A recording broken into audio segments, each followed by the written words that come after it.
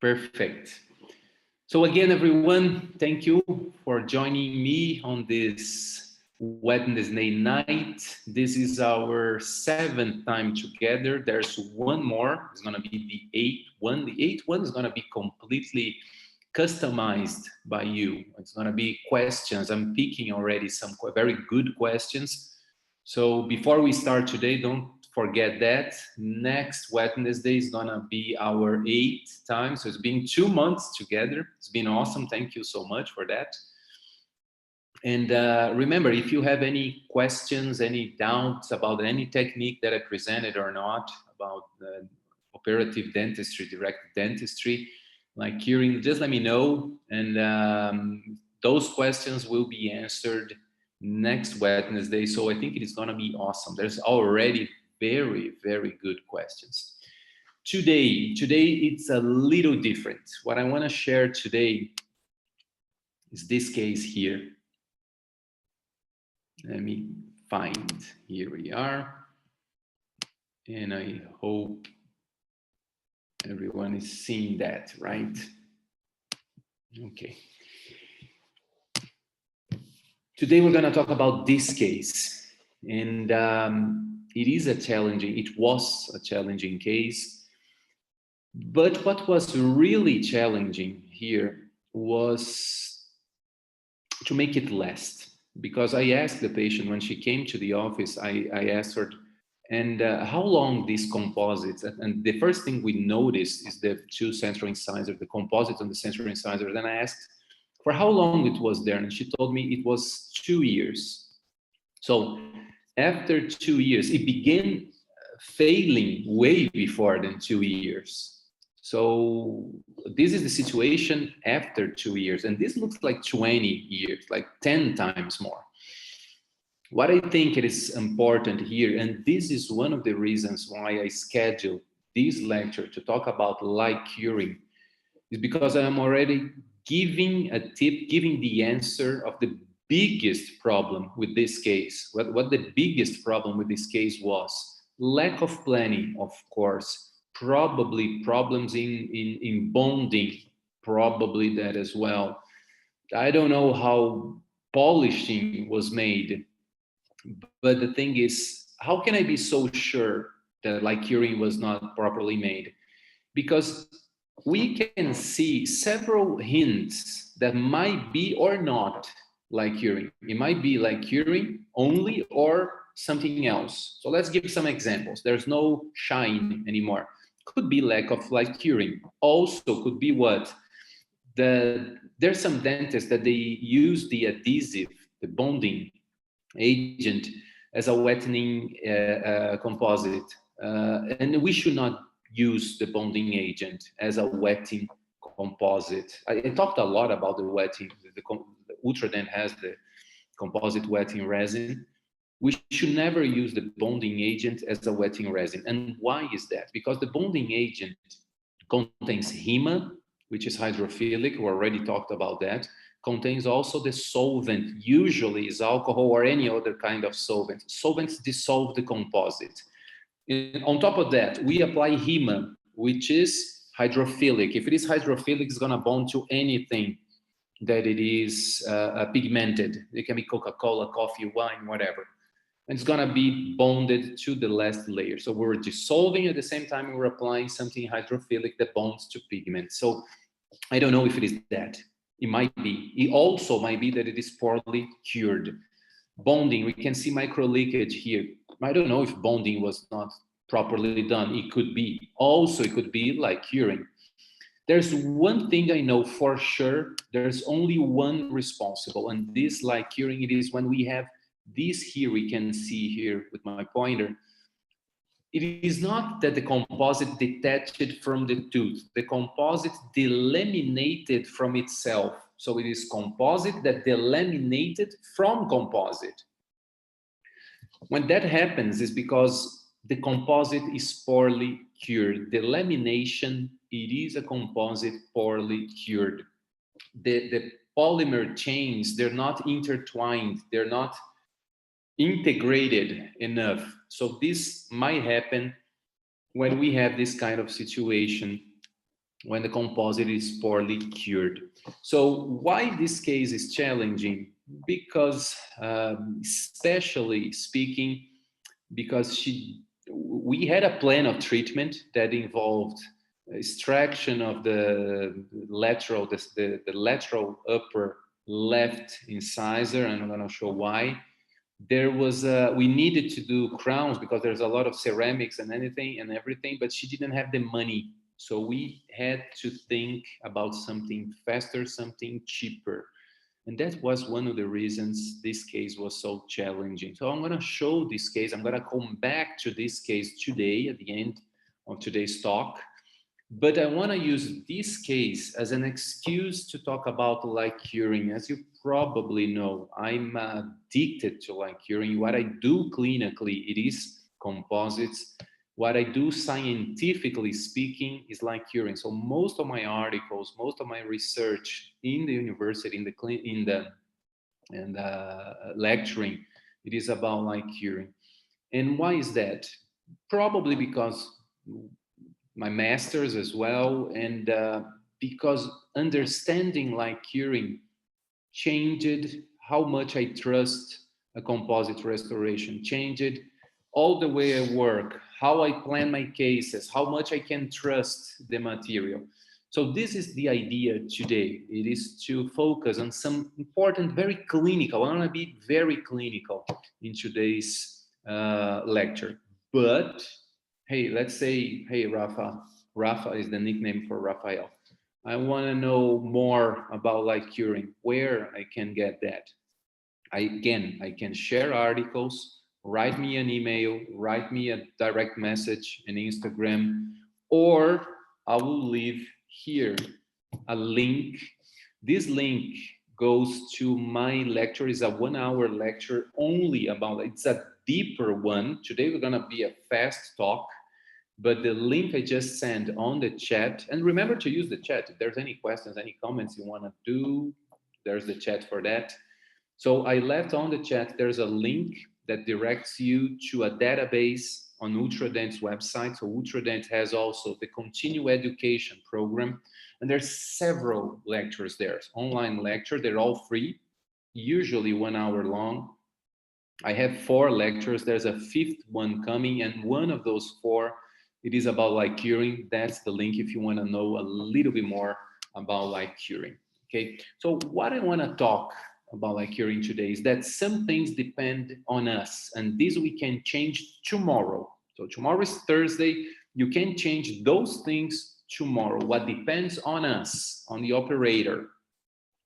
What depends on the device, some things we can change, some things we can adapt, some we can't.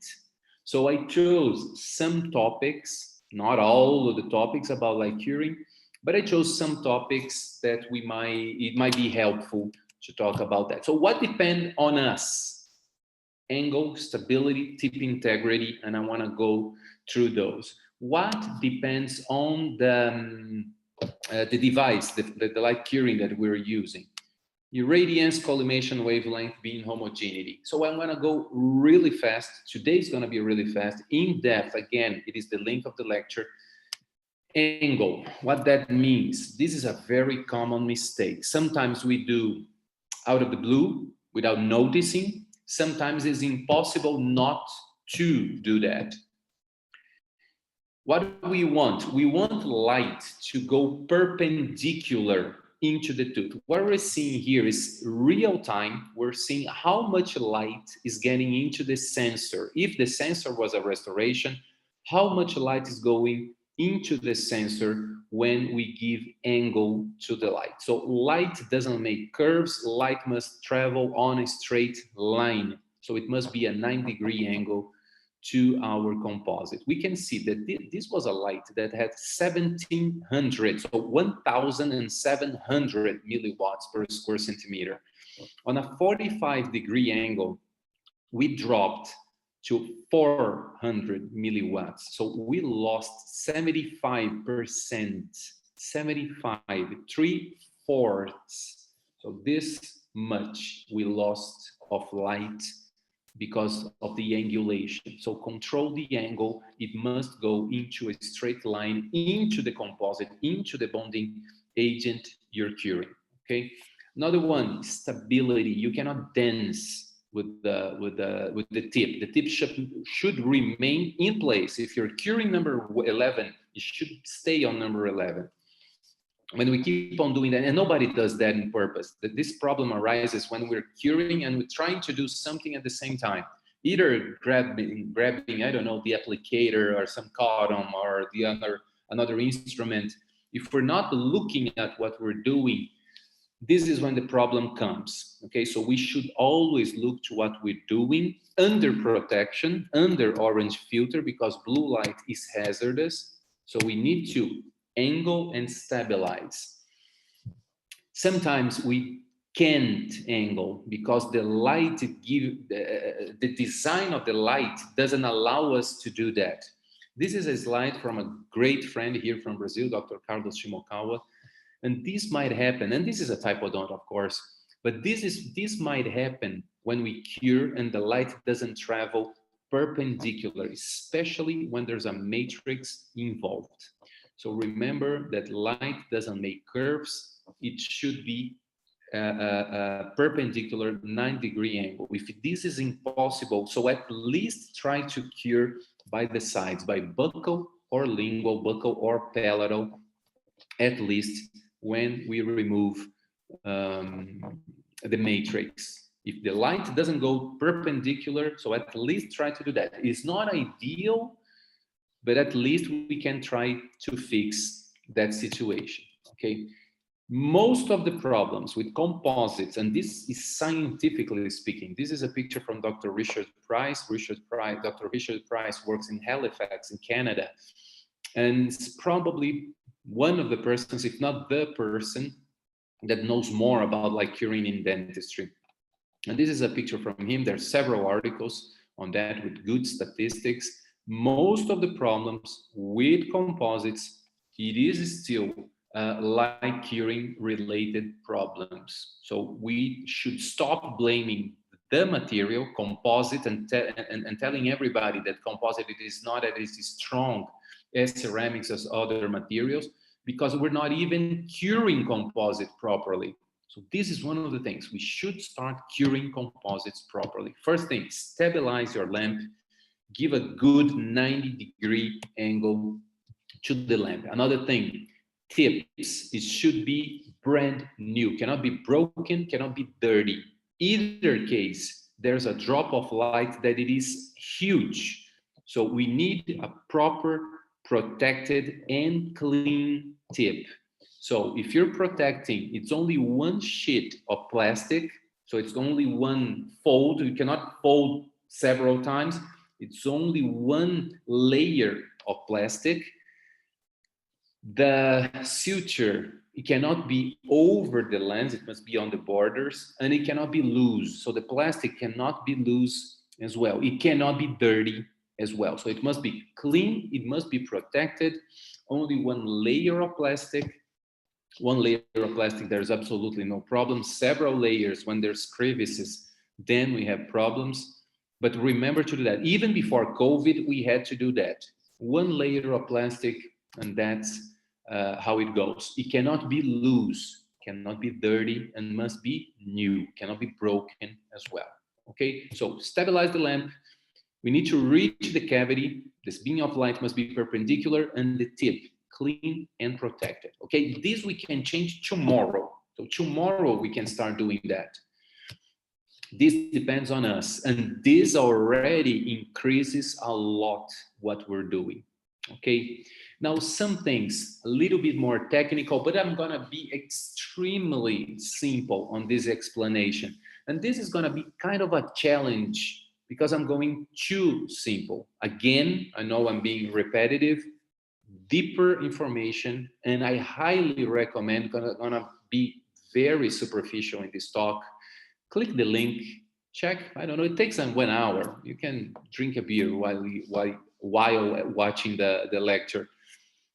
And because I highly recommend, I give more explanation there. But what I want to talk here, it is that Even though that I chose, this is an article I wrote, and this one it is in English, it's available, one of the articles I can send. I tried 3 lamps, Demi from Kerr, Velo from Ultradent, Radical from SDI. So one is American, 2 of them are Americans, Radical is from Australia. All of those companies, so Kerr, Ultradent, and SDI, the fabricated, who manufactures those lamps, Demi, Velo, and Radical, they're all dental companies. So we're talking about respectable lamps here. Those are not the cheap, off the, with no brand uh, uh, um, lamps. All of them also fabricates composites, so there's a bigger responsibility from their part. Okay, all of them, they're very similar. When we try them and when we test them and we want to know how much light they're producing, all of them, we can see here, all of them are very similar. They're producing around 1700, 1800, so they're very similar, very powerful. Okay, what is this black line here?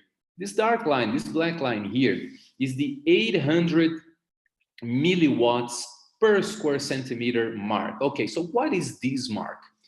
Most of the companies who fabricate composites, they tell us 20 seconds. Okay, 20 seconds, but based on what? They don't know what light do we have. They imagine that at least our light is on this black line or up. If it is on that black light, on that black line, 800 milliwatts per square centimeter, then we need 20 seconds to cure most of the composites available in the market. But the thing is, those 3 lamps, they're way stronger. They're not on this mark. They're more than double. So they need half of the time because all of them have more than 1600. So those 3 lamps, they need averagely 10 seconds or a little less to cure composites. That's how much stronger they are. And those are already kind of old lights, but respectable lights. Problem is, not every composite it is that we are curing is close to the tip where light is being produced. Because here I'm measuring what? I'm measuring how much light is being produced. But who cures the composite? Is light that reaches the composite. So if I have a composite that it is a class 3, a class 4, a class 5, a veneer, all of them are really close to the tip. Class 3, class 4, veneers, class 5, they're close to the tip. So the amount of light being produced is pretty much the amount of light being delivered. Okay, but that changes with 4 millimeters. 4 millimeters is a class 1. This changes in a class 2, 8 millimeters away.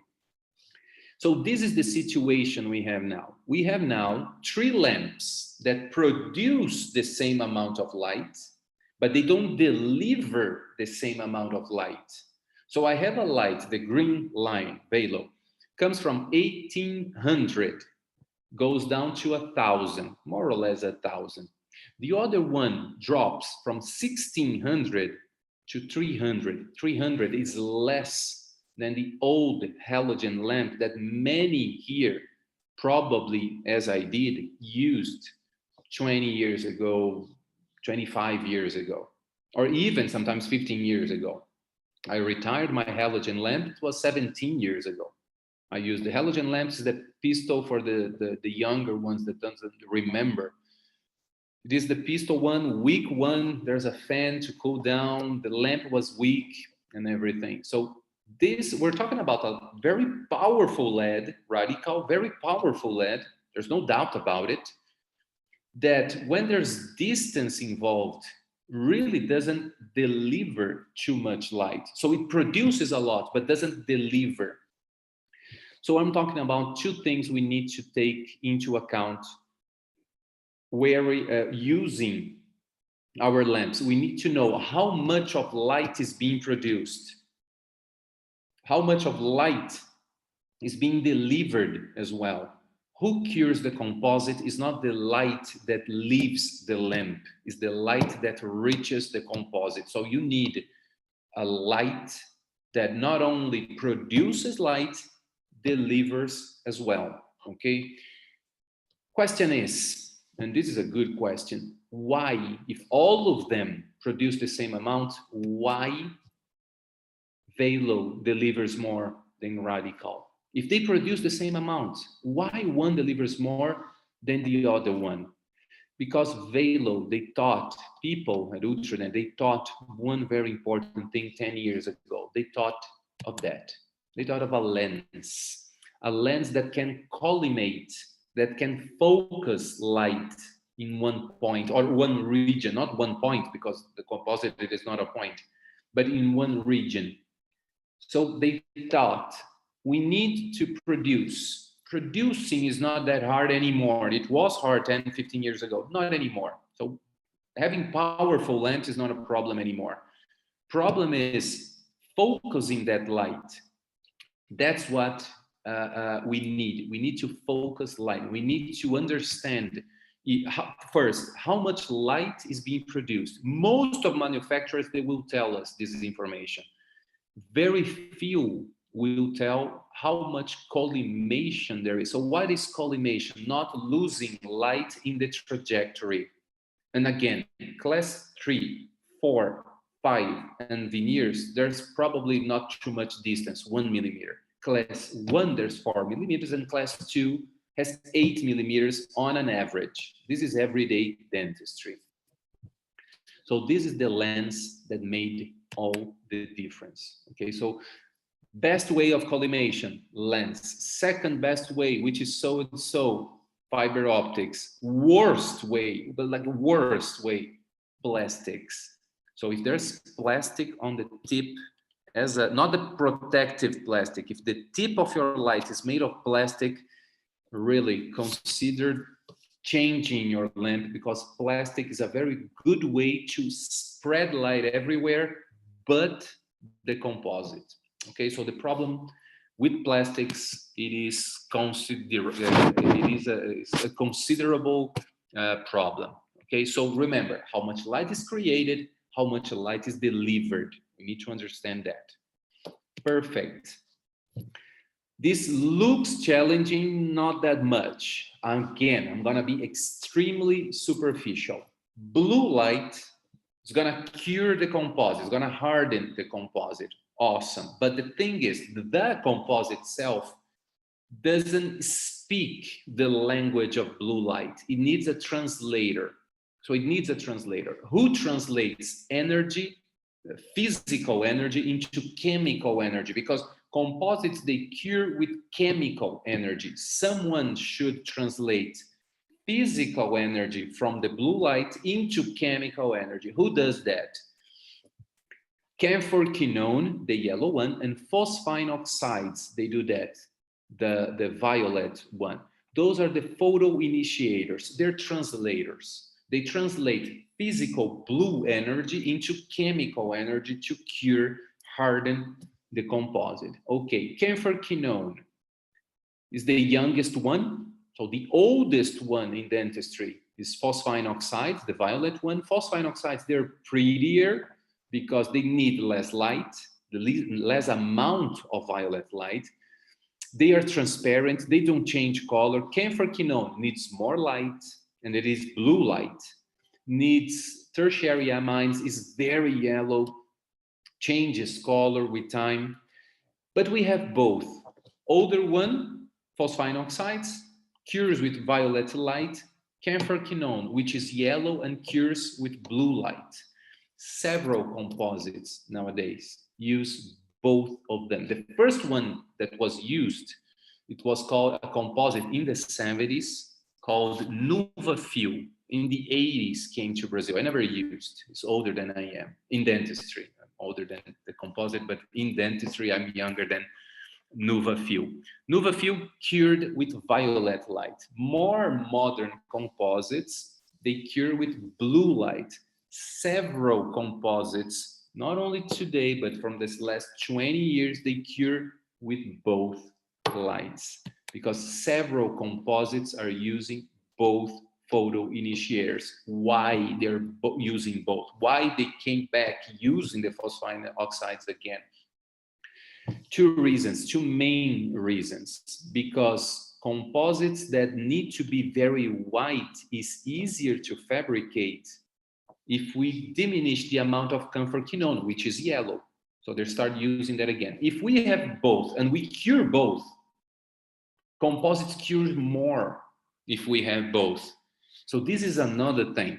This is another thing why they're using. So it is a reality. It's not every composite. It's not every cement, resin cement that is using, but there are several materials using both. Problem is, you either give the color they need or they won't cure. So you can wait as much as you want. If you try to cure phosphine oxides with blue light, you're never curing phosphine oxides with blue. Okay, so this is the thing. If your composite, your resin cement have both, you're only gonna cure as much as you can with both of them. And this might be one of the problems. This was never a problem with the halogen light. Why that? Because the halogen light delivered both. It was old, hot, weak, but delivered both colors at the same time. More modern lights, they only deliver one of them, only blue. Velo delivered 3 different colors. Hey, Rafa, but I see 4 LEDs. Yeah, but those two they are identical. So those two in diagonal, they produce blue light. This one here, 465 nanometer. This one here gives 440 nanometers. And this violet little guy here gives 400 nanometers. Different wavelength, different colors. You all guys already know that. So this is one of the reasons. Velo has 3 different colors in 4 LEDs. So it doesn't matter what kind of composite, what kind of photo initiator, your composite, your bonding agent, your resin cement it has, doesn't matter which ones, what mixture that there is there, it's gonna be cured, okay? It's not the first one to do that. There was a previous one also from Ultradent called Ultralum 5 that did that as well. It also had the violet light. This is a case, very simple case. This is my nephew. Now she's 20. She was 8 years when I did this case. And this is a dental sealant that I use. One of the tips that I like using, so you can adapt some tips on Velo, and this is the black light tip. This black light filters all blue light, only gives the violet and a little bit of ultraviolet.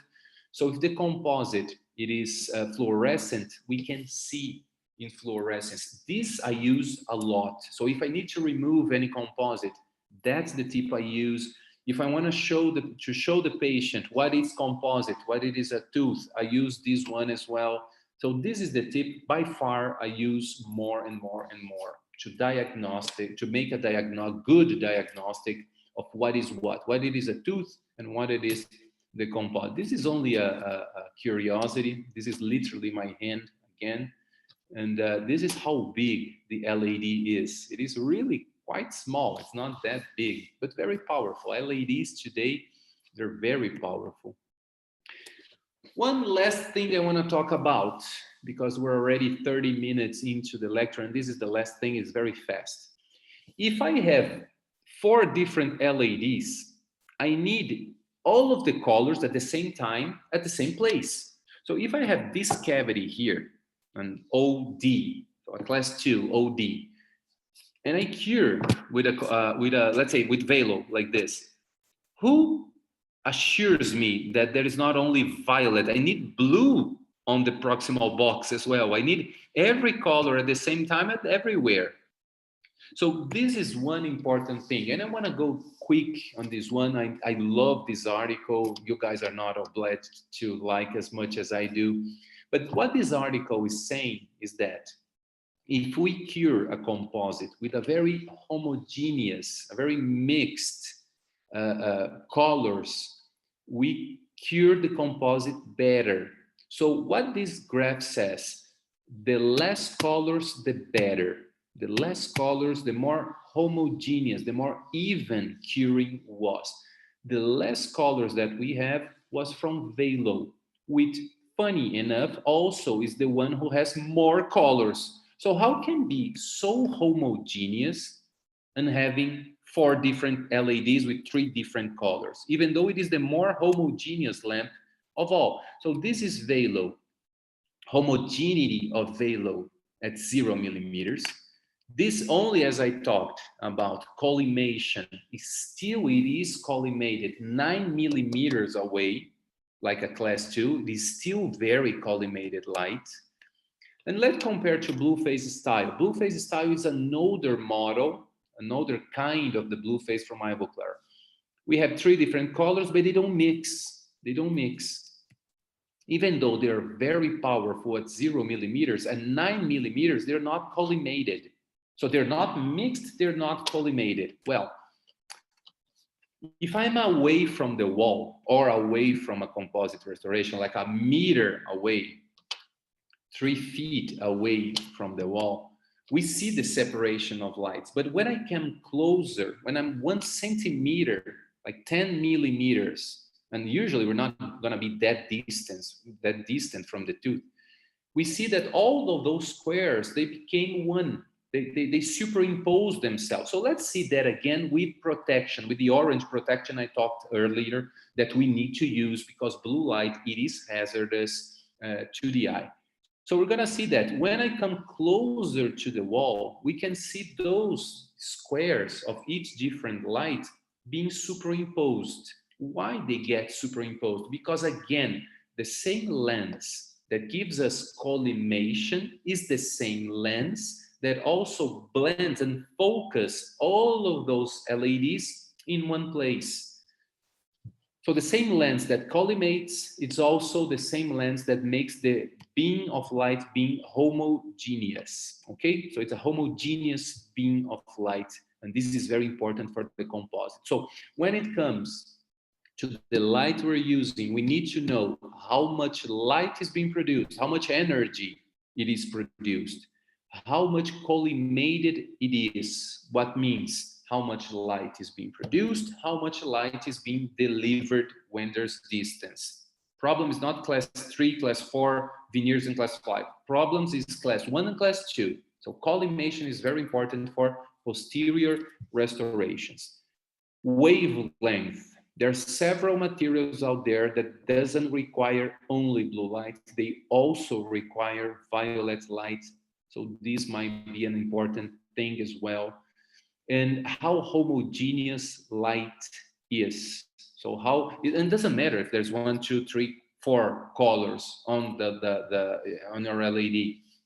Even if it is only one, it must be homogeneous. You cannot have hot spots and cold spots. Light must be even everywhere, must be homogeneous.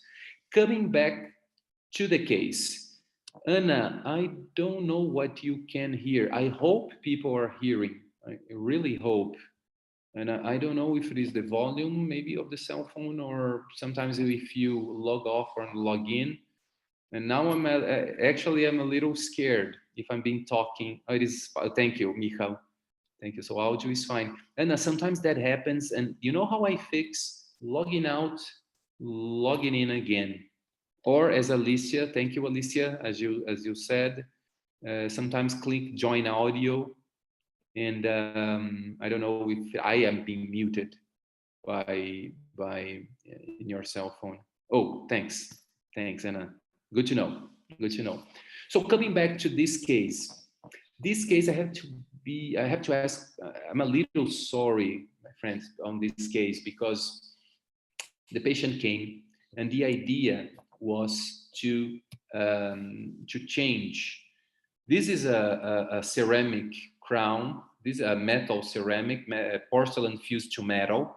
Porcelain fused to metal, poorly made. This one poorly made. The post is it's a sin. It was really poorly made. Composites, they're shameful. And the original plan of treatment was to do all ceramic, so to do a completely make over and change everything. But the thing is, as I said, when we started, she didn't have the money to do that, and she asked for something cheaper, something faster. So a little bit against my will, I said, okay, let's try to do that with composites. We talked that last week, took an impression, did the wax up. We talked that the last week, the week before that. So I had the wax up, I had all the diagnostic and the planning already done. I started removing the old composites, and that happened when I removed the composite. That's how much tooth structures there is left. You remember when we talked about bonding and how bonding, I just finished a very nice bonding lecture. I was talking about Ultradent's teachable database with the lectures, and I finished one about bonding as well, an online lecture. But there's one from Dr. Shea Bass, great friend, highly recommend, because this case I only managed to do because of good bonding, because this is the worst kind of denting there is.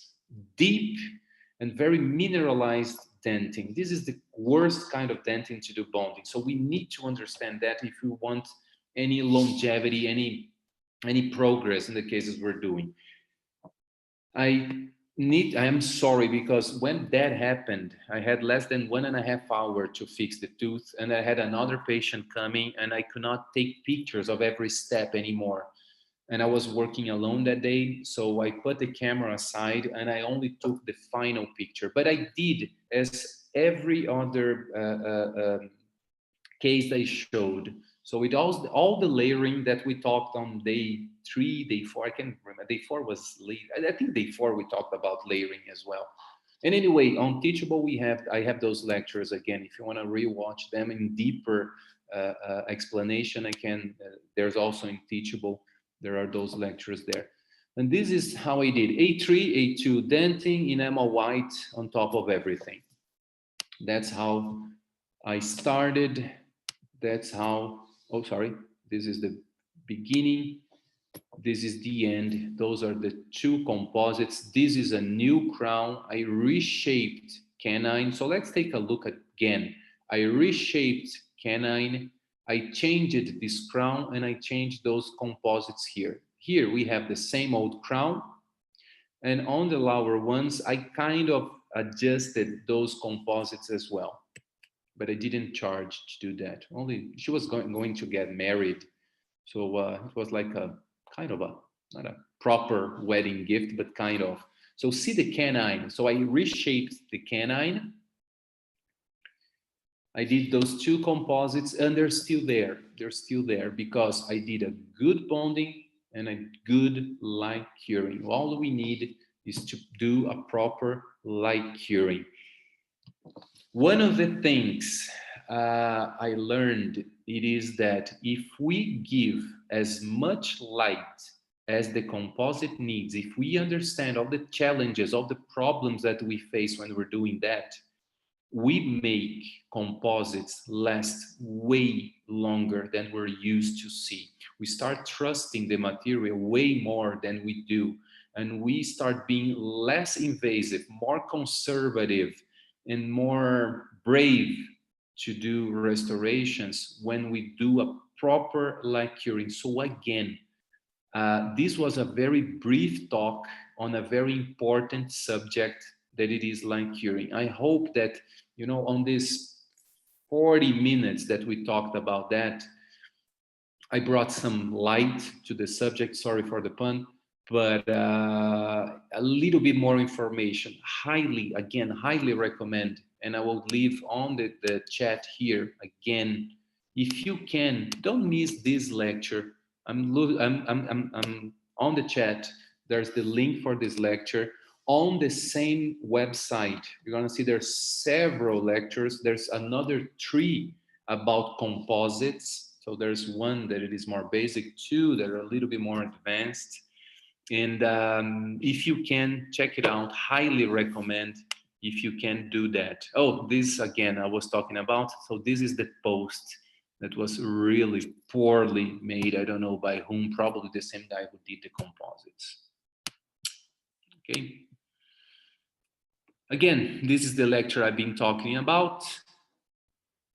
This is the, if you want to see, you get the C, including you get the, if you watch the whole lecture after doing your inscription, you get the certificate for one continuing education credit point. And next week, again, it's gonna be awesome because I already received some questions. I'm waiting for your guys' questions. Any doubt that you have, any case you want to discuss, if there's anything you want to discuss, show me, and I can, if there's no problem, I can show the case and we can discuss this case live as we already did before in other languages. And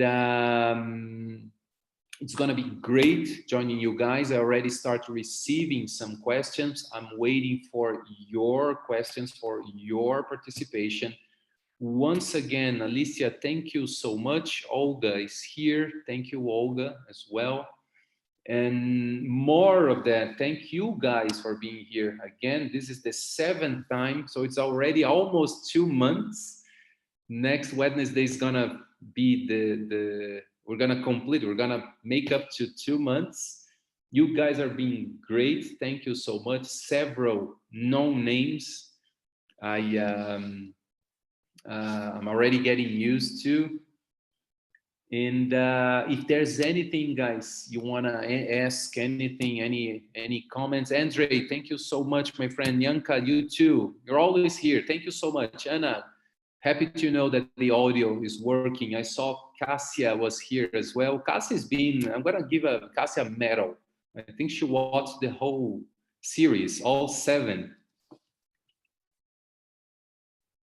Marta, the webinar on bonding, I did a very fast one here on those challenging cases discussion. So this is a brief talk. I think it is available. I think Dornwell has as I said, the file. If not, it's gonna be a matter of maybe some weeks. One lecture on the same database is gonna be available.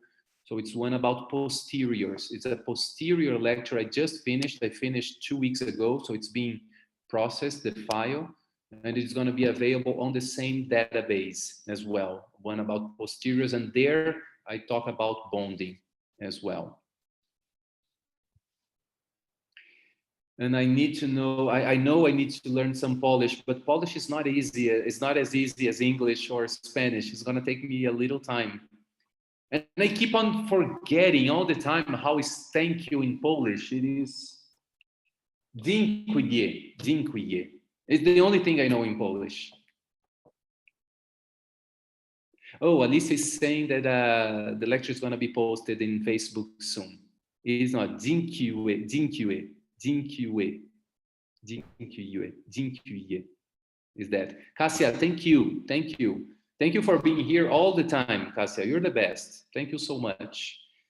Jenka, I think it's going to be on Dornwell's page. I guess. I imagine. On the fan page. That's it.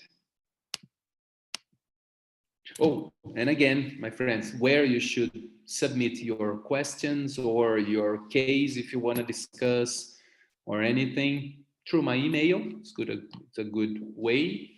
Or if you want, through the Instagram as well. Okay. Don't forget to send your participation. You guys are great. You guys are being great.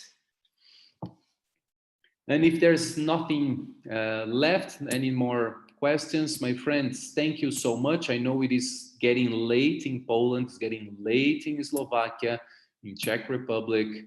I don't know. Dziękuję. Dziękuję. Mirella, thank you so much. Your dziękuję is a little bit more complex. There's those little marks on the E, and I don't know how to pronounce properly them. But one day I will.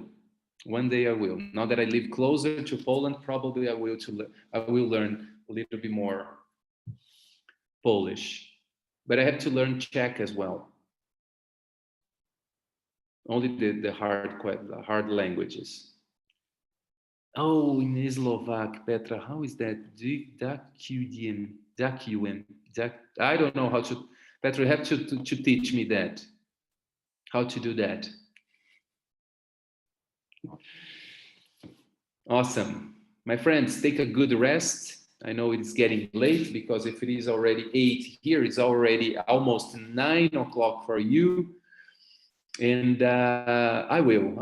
And I learned, if I can learn Portuguese, I can learn anything. Portuguese is kind of easy, to be honest, compared to other languages. It ain't late. Definitely not. Definitely not. Awesome.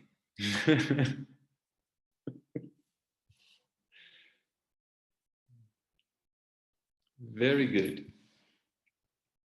So, my friends, see you next week. It's gonna be our last one. It doesn't have to be our last proposed one. And if you have any ideas of any topics, we can always try to do new ones. I'm gonna miss you guys. I'm gonna miss you guys. Very good. My friends, so don't forget to ask me your questions because I wanna interact with you guys more. You being great. Okay. Good night, Alicia. Thank you so much. Olga, thank you so much. My friends, thank you so much. All of you, you've been awesome. See you next Wednesday. Questions and answers. Q&A to be, as they say in the US. Q&A, questions and answers. See you next week. Very good questions there. Bye-bye and good night. Take some rest. Don't forget to drink water. Keep hydrated. Always good.